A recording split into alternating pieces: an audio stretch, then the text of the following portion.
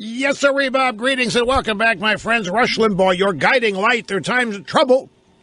There are times of confusion when things don't seem to be making any sense whatsoever.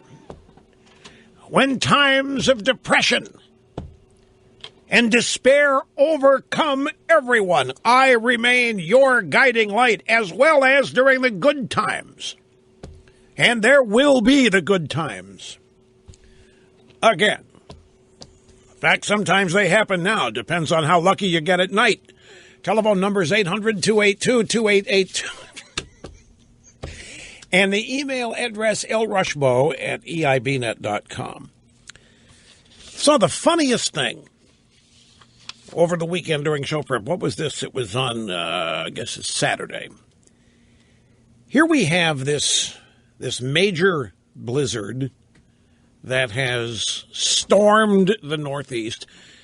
2 years ago, the New York Times has a story in which they're serious about the end of snow because climate change and global warming, at the time they wrote it, the ski slopes were empty and bare or way, way, way below normal.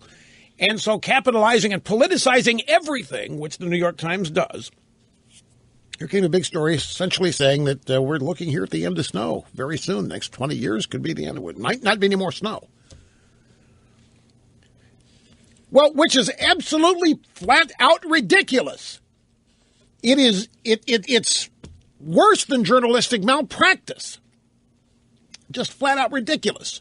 But like every other one of their global warming predictions, it's years, decades down the road. It's not tomorrow or next year. So the snowfall, this blizzard of this past weekend, cannot be said to have discredited their story. But in the meantime,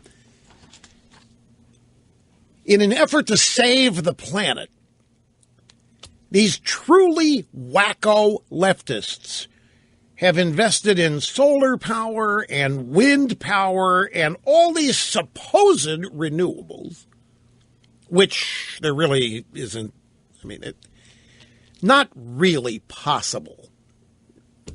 But it sounds good and it sounds clean. And one of the things that the wacko environmental left has done in the pursuit of wind power is to build these gigantic windmills that need turbine engines to move them in case the wind doesn't. What do you do if there isn't any wind? And if that's all you're relying on, so what do you do for electricity? Well, you have to have a little turbine up there, relying on what? Fossil fuels in order to turn the windmill, the propeller. They look like giant airplane propellers. I'm not even going to get into how many birds die with these things. I have a picture here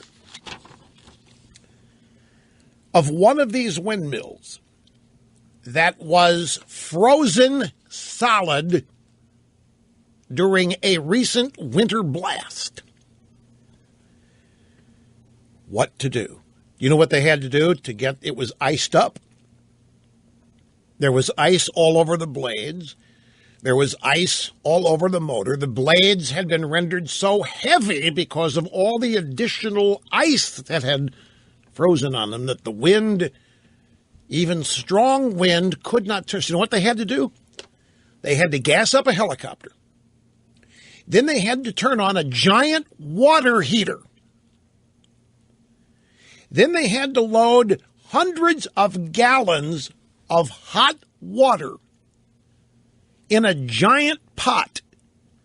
A helicopter big enough to get the thing off the ground.